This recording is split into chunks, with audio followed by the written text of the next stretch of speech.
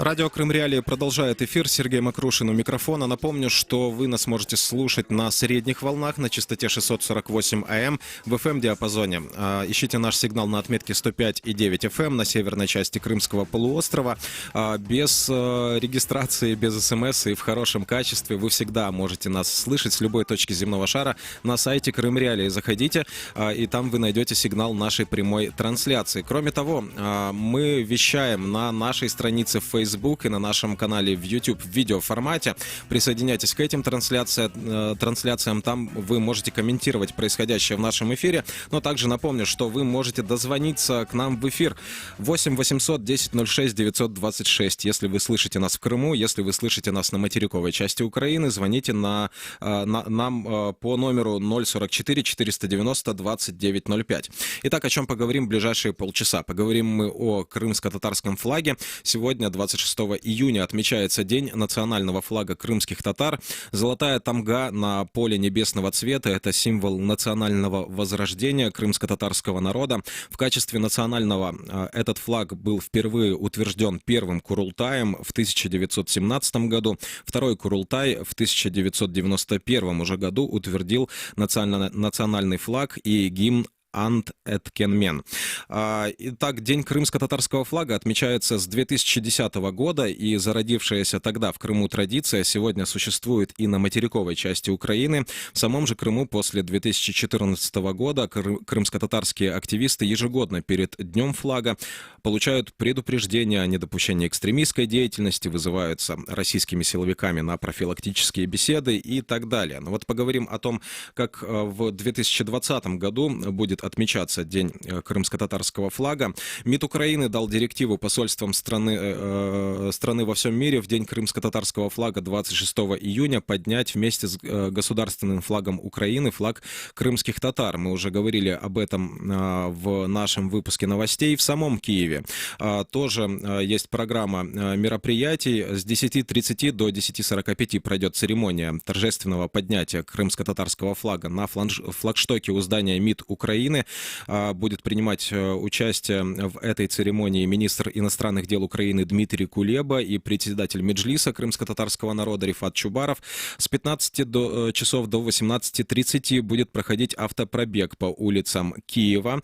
Как сообщается, пассажиры-участники автопробега в 18:30 присоединятся к шествию, вынесению большого крымско-татарского флага. С 18:30 до 19:00 пройдет торжественное шествие, вынос большого крымско-татарского флага, начнется шествие у Бессарабского рынка и завершится на Майдане Независимости. Также с 19 до 20 часов запланирован митинг, посвященный Дню крымско-татарского флага на Майдане Независимости. И 27 июня будет обновлен большой флаг крымских татар на Оболонской набережной в Киеве. Вот о том, как отмечается День крымско-татарского флага на материковой части Украины, мы поговорим с Арсеном Аджиасманом, основателем инициативы «Киев КТ». Он с нами на связи. Арсен, доброе утро. Алло. Арсен, да. Слышите ли вы меня?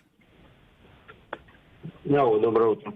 Доброе утро. Расскажите немного об этой инициативе, о существовании такого большого флага крымских татар на Оболонской набережной. Он будет обновлен 27 числа. Расскажите об этом, насколько его наличие символично вообще сейчас для украинской столицы. Угу. На самом деле, последние 6 лет, это изначально он появился в 2015 году, опять же, в преддверии Дня флага, как раз-таки как символ единства страны, который отображается через два флага, находящихся рядом. Ранее на этой набережной появился украинский флаг, и к нему присоседили и крымско-татарский. Это изначально несло в себе довольно-таки глубокий смысл и отображение, это даже не лозунг, это, наверное, больше цель, это декларация дальнейшего существования совместного два прапора «Единая країна». Увы, к сожалению, ничего не поменялось, а с другой стороны, может и к счастью, по-прежнему большинством эта идея поддерживается, воспринимается как часть будущего независимой Украины. И единственное, что поменялось в 5 лет, флаг, оба флага, скажем так, немножечко подустали, и мы просто собираемся их обновить, чтобы они засияли новыми красками. Расскажите о том, как можно присоединиться к этой акции. Нас слушают и в Киеве в том числе. Как можно помочь вам? На данный момент изначально было 2 способа помочь. То есть был объявлен сбор средств, потому что сумма не то чтобы занебесная, но в нынешнее время, когда те бизнесы, которые спокойно поддерживали любые инициативы, сами находятся в состоянии, когда требуют поддержки от государства, от людей и так далее. То есть просто не могу об этом не упомянуть, потому что это был первый этап, и в нем приняли участие более 100 человек. То есть в сборе денег мы получили более 100 платежей. Это очень круто. Это был первый этап помощи, на который откликнулось огромное количество людей. Второй этап – это непосредственно в день проведения акции прибыть на место ее проведения и включиться в физическую работу, присоединиться, приобщиться своими собственными руками, подготовить место. Да, его нужно расчистить от травы, его нужно подмести, подготовить к грунтованию. Таким образом, следующий этап, собственно, грунтования, покраска в 2 слоя. Это все будет происходить у нас 27-го начала в 9 в субботу на Оболонской набережной в районе улицы Приречная, 5А. Присоединиться можно, просто приехав туда к указанному времени.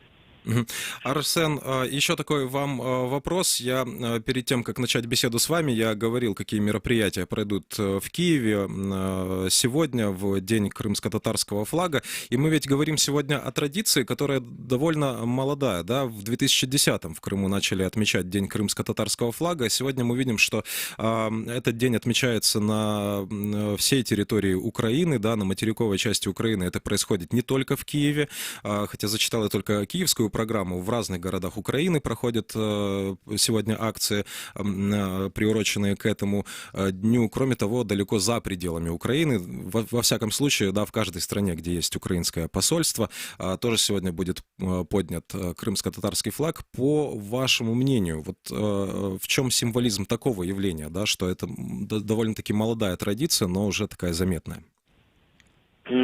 Увы, я уверен, что не случись те события, которые случились, я не думаю, что эта традиция имела бы такой размах и такую популярность где-то кроме Крыма и кроме фактически самих крымских татар.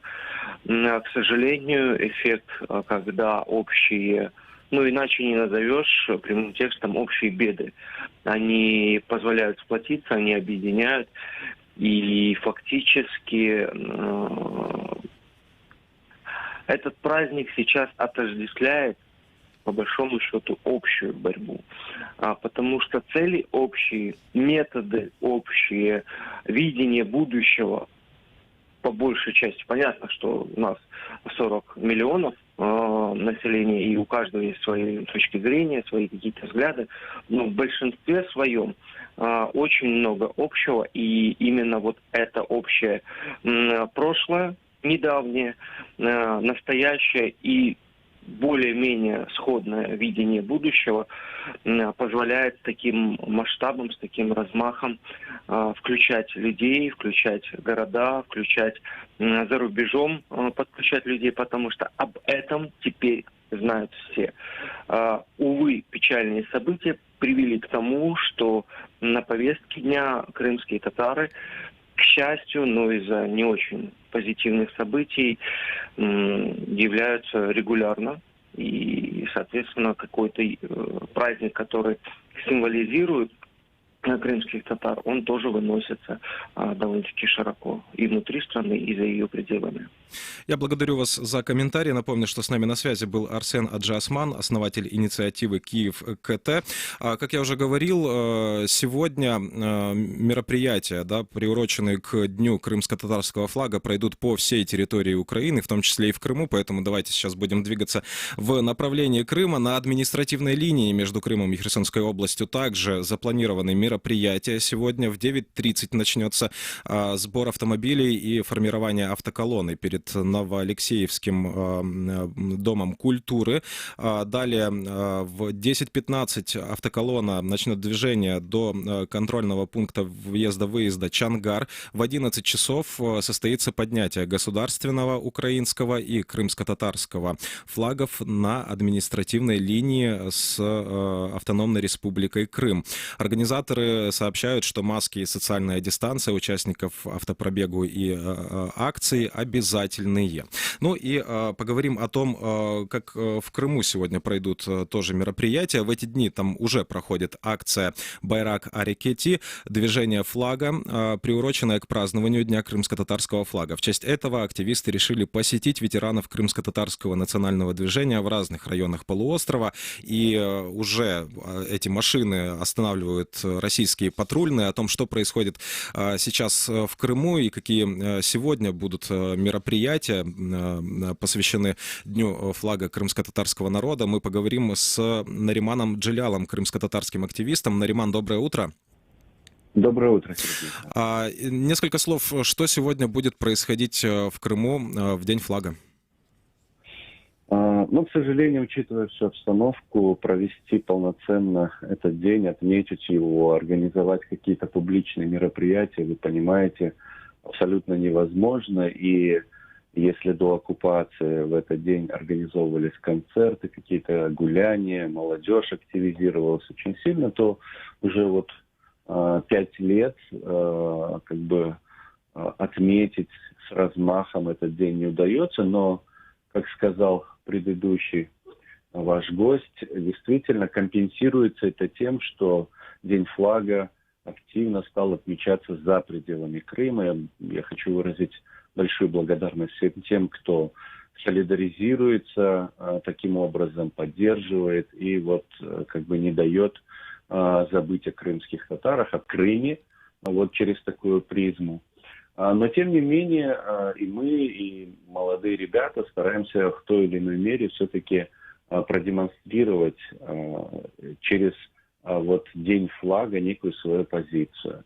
Вы правильно сказали, уже 3-й день, как группа молодых активистов национального движения выехала и участвует в акции «Байрак Арекети» уже в 3-й раз в этом году. 7 раз их останавливали сотрудники полиции. Вчера были уже звонки некоторым молодым активистам из прокуратуры, из МВД, где их на словах предупреждали о ненарушении законодательства и так далее. Сегодня ребята должны выехать из города Керчь, где они остановились на ночевку, и, посетив восточные районы Крыма, подняться на известную всем гору Акхая, где обычно их встречают желающие. И там такая импровизированная, это даже не митинг, не что, просто такое импровизированное мероприятие, когда ребят встречают, делаются фото, делается видео, произносятся какие-то слова. И в прошлом году, по крайней мере, вместе с друзьями ребят встречали и сотрудники полиции, тоже вручалось предупреждение и так далее, и так далее. Пока что все это обходилось без каких-то судебных дел. Посмотрим, как в этом году, потому что какое-то чересчур нездоровое внимание было в первый же день. 6 раз их останавливали сотрудники полиции, чего-то хотели, проверяли и так далее. Также организовываются различные викторины. Сегодня там общественная инициатива «Нефес», которая организовывала онлайн-диктант по крымско-татарскому языку, сегодня будет вот буквально там в 9 часов, если я не ошибаюсь, проводить викторину на знание истории, культуры крымских татар, также посвященная Дню крымско-татарского флага. Портал Crimean Tatars Club целый день будет по своему YouTube-каналу показывать различные концерты, видео, также посвященные этому флагу, фотоконкурсы, видеоконкурсы и так далее. Следует отметить, что и некоторые провластные, скажем так, организации также проводят различные мероприятия. Естественно, они стремятся придать этому такой политический момент, что вот видите, мы крымские татары в России живем нормально. Наверняка это будет все проводиться под агитацией на участие в так называемом референдуме и так далее. Мы же стараемся провести эти мероприятия именно наоборот с другим акцентом, что мы есть крымские татары, свободные люди, мы не поддерживаем действия России, и мы хотим жить свободно, исходя из своего личного выбора, а наш выбор всем известен. Мы не приемлем ни аннексии, ни оккупации, и Крым должен быть свободным от любого подобного влияния. Нариман, такой к вам еще вопрос по вашим наблюдениям. Вот мы говорили о том, что традиция праздновать День крымско-татарского флага, она зародилась в 2010 году. Шла эта инициатива из народа, да, это вот силами энтузиастов было сделано. И вот сейчас мы видим, что эта традиция не только живет в Крыму, но и успешно развивается и на материковой части Украины, и за ее пределами. И такой вопрос. Во-первых, по вашим наблюдениям, за вот последние 10 лет стал ли больше, чаще встречаться вам в Крыму крымско-татарский флаг? И как вы думаете, стал ли вот флаг голубой, да, с золотой тамгой тем флагом, под которым сегодня могут объединяться не только крымские татары, да, но и не крымско-татарское население полуострова? Несомненно, и правым оказался наш молодой коллега, что этому способствует общая беда.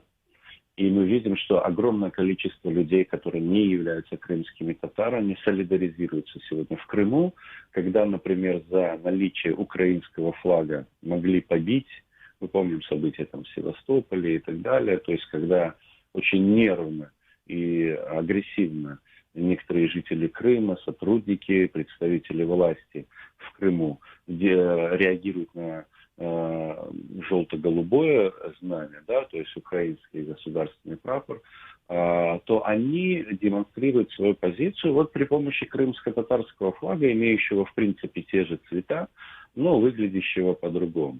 Носят футболки, используют символику тамгу, например, и так далее. Возьмем, например, известного журналиста, историка Вахтанга Кипяни, который пишет блоги, там всегда у него сзади на фоне крымско-татарский флаг. То есть сегодня для очень многих людей, которые борются за целостность Украины, за свободу Крыма, за прекращение российской агрессии, они очень часто используют крымско-татарский флаг, который вот и символизирует вот это стремление к свободе, стремление к восстановлению целостности Украины, стремление быть свободной демократической страной, свободными людьми, в конце концов. И действительно очень много. И я поэтому говорю, что День крымско-татарского флага в Крыму сегодня, он практически каждый день, потому что очень многие люди стремятся демонстрировать свою позицию при тех репрессиях и давлении, которые есть, вот через такие символы. И этот флаг в машинах, над домами, на футболках, он вот таким образом пытается показать, что вот я здесь, я такой, я вот так думаю. И люди себя вот так идентифицируют. Поэтому действительно крымско-татарский флаг за последние годы стал гораздо популярнее. И я очень этому рад и надеюсь, что эта традиция сохранится даже после того, как Крым станет свободным. Люди будут относиться к нему как к некому символу свободы, борьбы и стремлению к чему-то хорошему и светлому. Благодарю вас за беседу. Напомню, что с нами на связи был Нариман Джилял, крымско-татарский активист. Напомню, что беседуем мы сегодня о Дне флага крымско-татарского народа, который ежегодно с 2010 года отмечается 26 июня. Почему 26 июня? Потому что 26 и 27 июня, если не ошибаюсь, 1991 года прошел второй Курултай крымско-татарского народа, на котором были утверждены национальный флаг и гимн. Об истории этого символа, вот у нас аудитория в YouTube, возможно, не все живут в Крыму, возможно, не все знакомы с историей и культурой крымских татар, спрашивают, что такое тамга. Ну вот об истории символа, да, об истории крымско-татарского флага мы поговорим далее с Гульнарой Абдулаевой, крымским историком, она с нами на связи. Гульнара, доброе утро. Доброе утро. Несколько слов о том, как появился вот этот флаг, золотая тамга на небесном фоне, что он означает. Ну, я не, может быть, кого-нибудь разочарую, если кто-то думает, что крымско-татарский флаг, тот, который мы сегодня видим и знаем, имеет очень древние корни. На самом деле он появился в первой половине 20 века, и он был принят на первом Курултае в ноябре 2017 года.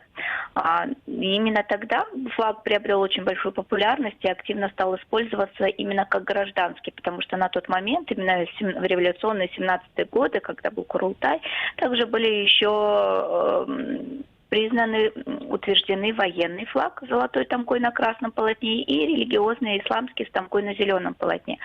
И к слову о том, что вот именно голубое полотно и золотая тарах-тамга, еще в ноябре 2017 года в газете «Милет» выходила статья Османа Акчокраклы, посвященная как раз-таки национальному флагу крымских татар. Как раз в ней ученый делал попытки объяснить значение голубого знамени вообще у тюрко-мусульманских народов и тарах-тамги как национальный государственный символ уже крымских татар. То есть это говорит о том, что флаг, тот, который мы знаем сегодня, уже во время первого Курултая он использовался. Но, однако, здесь тоже есть один нюанс, который не так часто и не так популярно о нем, не так часто говорят, не так он популярен, потому что по результатам Курултая было еще образовано национальное правительство директория, и как раз тогда была написана Конституция, крымско-татарские основные законы от 14 декабря 2017 года.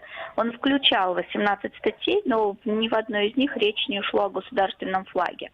Было ли это упущение или это было специально? Ну, сегодня мы уже не можем говорить наверняка, но дело в том, что статус национального флага крымских татар тогда еще не был определен.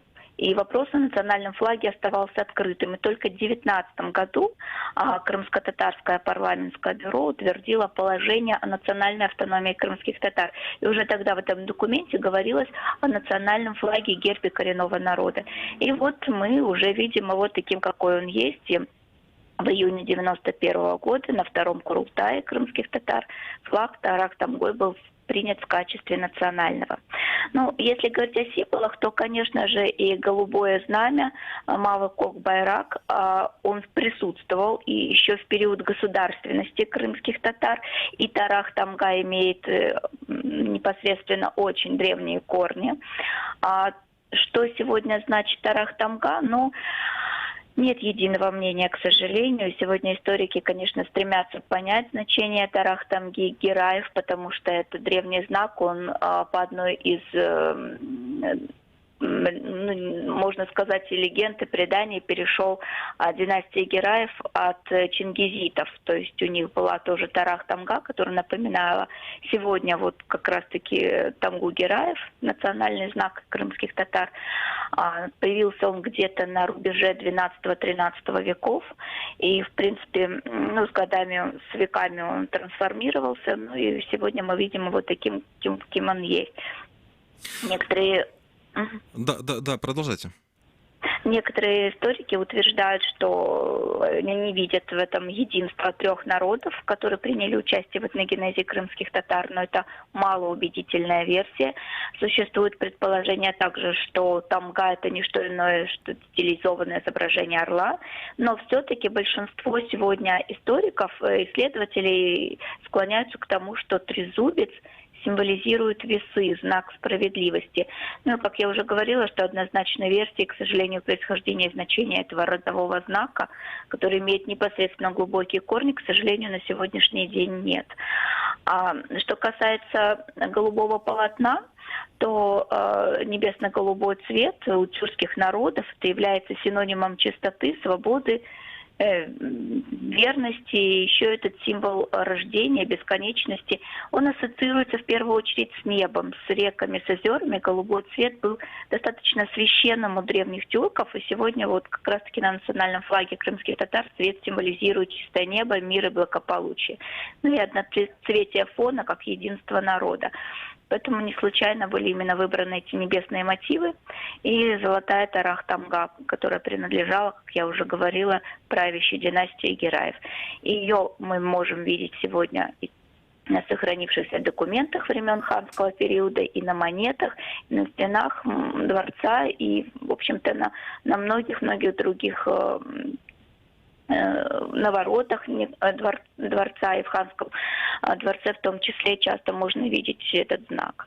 Ну, мы говорили о том, что как минимум 100 лет уже используется голубой флаг с золотой тамгой как национальный флаг крымских татар. И не могу не задать такой вопрос, но вот минувшее столетие и нынешние времена довольно сложные, да, но минувшее столетие стало трагическим для крымско-татарского народа. На его долю выпало множество испытаний, война, депортация, возвращение из мест депортации. Расскажите о том, как вот символ крымско-татарского народа, крымско-татарский флаг, пережил это.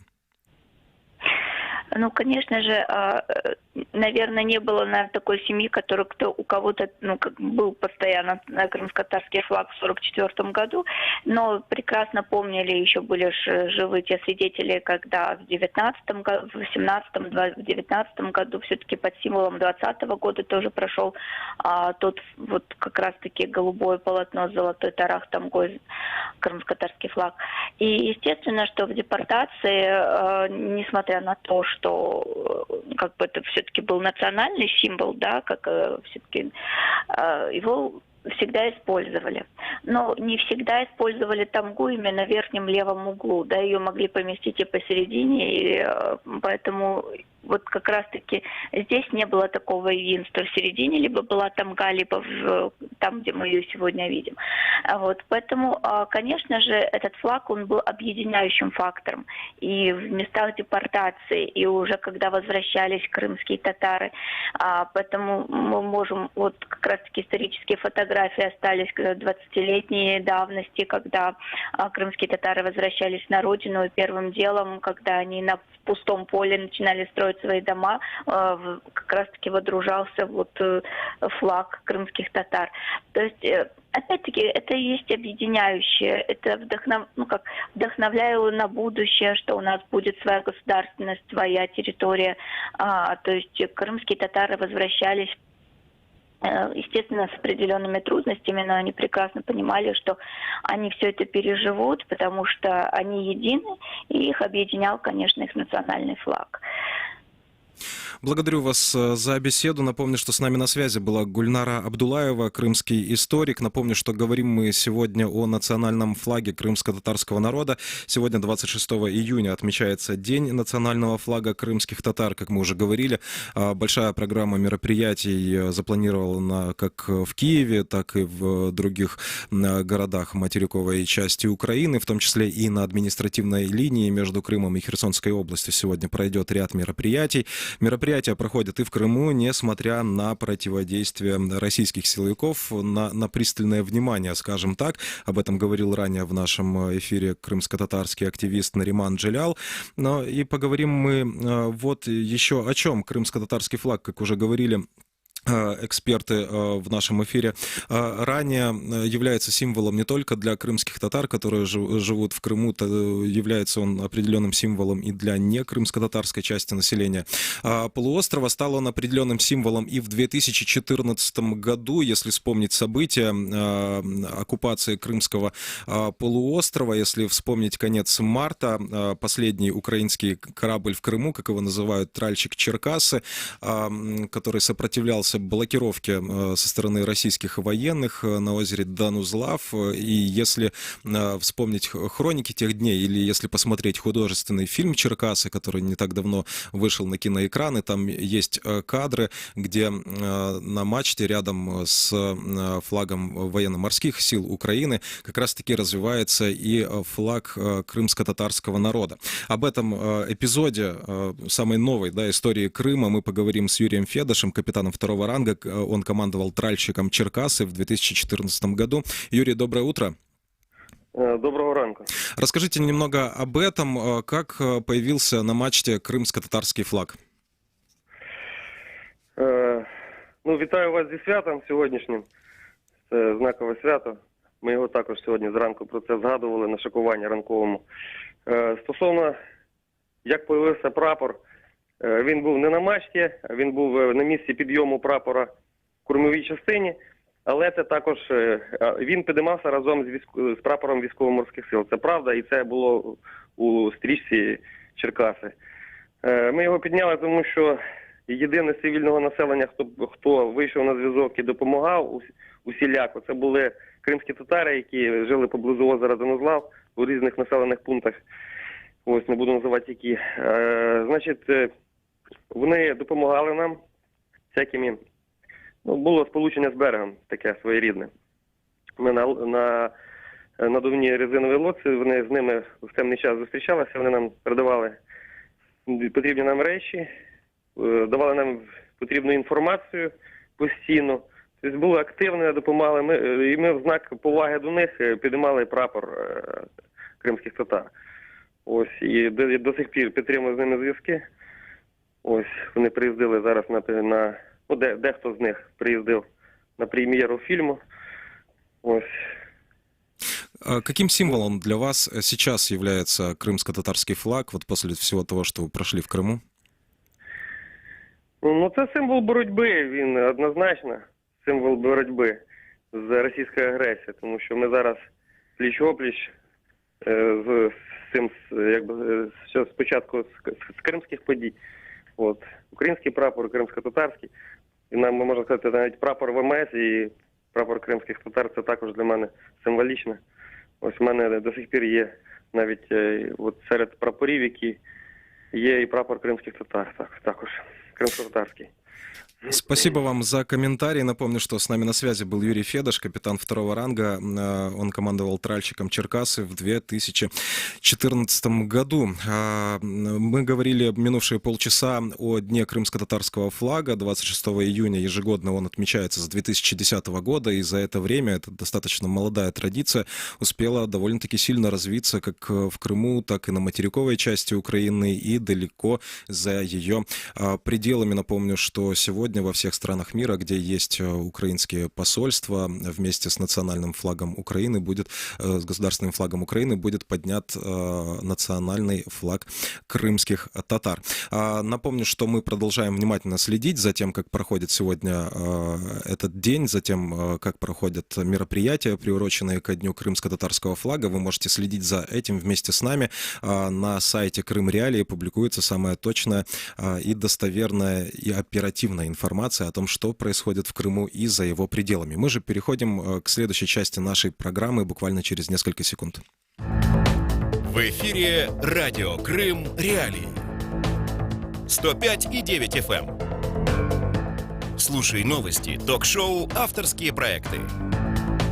Ведущие радио Крым Реалии информируют крымчан о самых важных событиях на полуострове и в мире.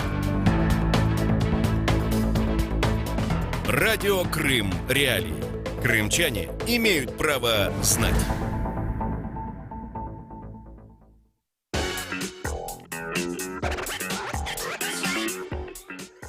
Радио Крым Реалии продолжает эфир. Андрей Гивко и Сергей Макрушин у микрофона. Андрей, о чем поговорим в завершающей части нашей программы? В завершающей части нашей программы почитаем немножко самых свежих новостей, которые вышли на сайте Крым Реалии, потому что у нас есть достаточно объемная тема, но мы, к сожалению, не успеем ее раскрыть в полной мере, поэтому обязательно озвучим вам ее на следующей неделе. Для тех, кто с нами с самого начала программы, я напомню о том, что должны мы будем поговорить о том, как вот в условиях пандемии голосуют за поправки в Конституцию соседней России. Там достаточно объемный материал и много полезной информации. Мы обязательно вам его озвучим на следующей неделе. А вот пока поговорим о том, какие вот самые-самые последние новости вышли на сайте Крым Реалии. Вот первая из них — это так называемые зависшие, так уже 3 дня называют граждан Украины, которые ночуют на контрольно-пропускном пункте въезда-выезда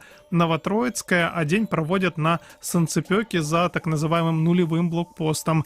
Их телефоны не поддерживают установку приложения для самоизоляции «Иди в дома», а на обсервацию в больницу людей тоже не везут.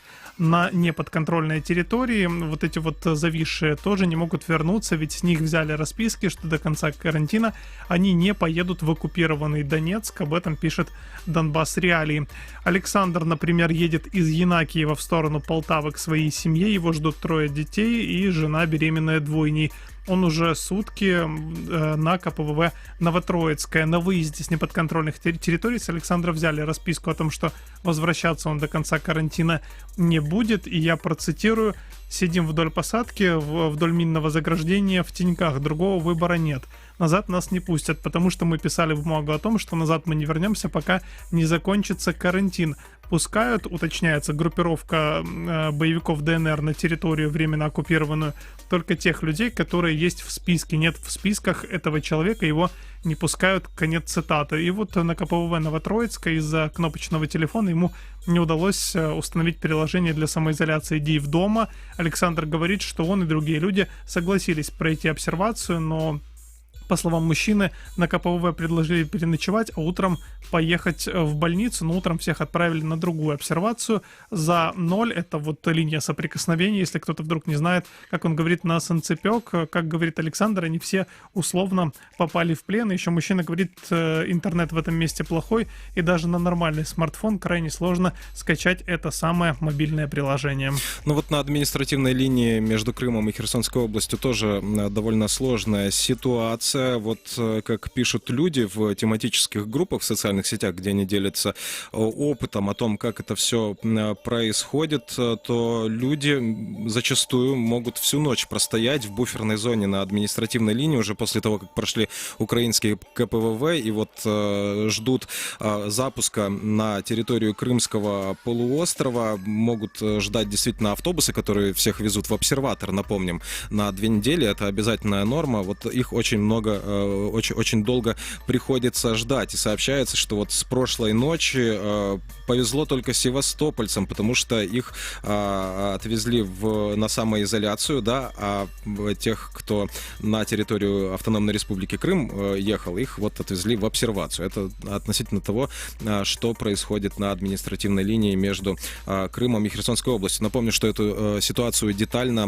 мы разбирали не так давно в нашем эфире. Можете обратиться к архиву наших радиопрограмм. Правила пропуска в Крым и правила пропуска на материковую часть Украины мы разбирали настолько подробно, насколько это возможно. Еще одну новость вам прочитаю. Это новость из мира спорта для тех, кто следит за спортом номер 1, за футболом. Многие в странах бывшего СССР очень любят чемпионат Англии. Он является одним из самых популярных в мире. И вот для тех, кто вчера пропустил матч, лондонский Челси обыграл Манчестер Сити со счетом 2-1. Таким образом сохранил свое место в топ-4 в Лиге Чемпионов и автоматически сделал Ливерпуль чемпионом Англии. Ливерпуль впервые в своей новейшей истории с момента появления английской премьер-лиги становится чемпионом. Более 20 лет команда шла к этому триумфу и терпела вот разной степени неудачи, но вот в 2020 году, даже несмотря на пандемию, Ливерпуль оформил свой первый чемпионский титул. И еще новость. Стратегические командно-штабные учения Вооруженных сил России «Кавказ-2020», активная фаза которых состоится в конце сентября, повышают угрозу возобновления России широкомасштабных боевых действий против Украины. Об этом заявил в интервью Укринформу представитель Главного управления разведки Министерства обороны Украины Вадим Скибицкий. Далее я процитирую. «Для нас угроза связана с тем, что российские войска выйдут на полигоны проводить боевое слаживание. А как показывает опыт, опыт. Именно в этот период группировки войск являются наиболее опасными. Они могут быстро перейти от отработки вопросов учений или боевого слаживания к непосредственному применению. Именно поэтому многие эксперты и склоняются к тому, что это может произойти, сказал Скибицкий. Ну и еще одна новость, короткая, успеем вам ее дать, позитивная, о коронавирусе, такое, да, бывает. 5-й день подряд в Латвии не фиксируют новых случаев инфицирования коронавирусов. Об этом сообщает Укринформ со ссылкой на портал Delphi. Данные приведены на основе анализа Центра профилактики и контроля заболеваний Латвии. Согласно информации вот этого вот центра, за последние 24 часа проведено 1081 тест на коронавирус. О новых случаях инфицирования не сообщается. Всего в Латвии сделали более 140 тысяч тестов на COVID-19. Ну что ж, это вся информация на данную минуту. Благодарим, что остаетесь с нами. Этот эфир для вас провели Андрей Гевко и Сергей Макрушин. Напомню, что связаться с нами и дозвониться к нам в студию можно не только во время прямого эфира. В другое время у нас работает автоответчик. Мы внимательно переслушиваем все сообщения, которые вы нам оставляете. Также вы можете связаться с нами в редакционную почту. Нам можете написать. Есть контакты все на сайте Крым Реалии. Там же есть форма обратной связи, через которую вы можете с нами связаться. Ну и ищите нас в социальных сетях, мы всегда рады общаться с вами. Это радио Крым Реалии, оставайтесь с нами.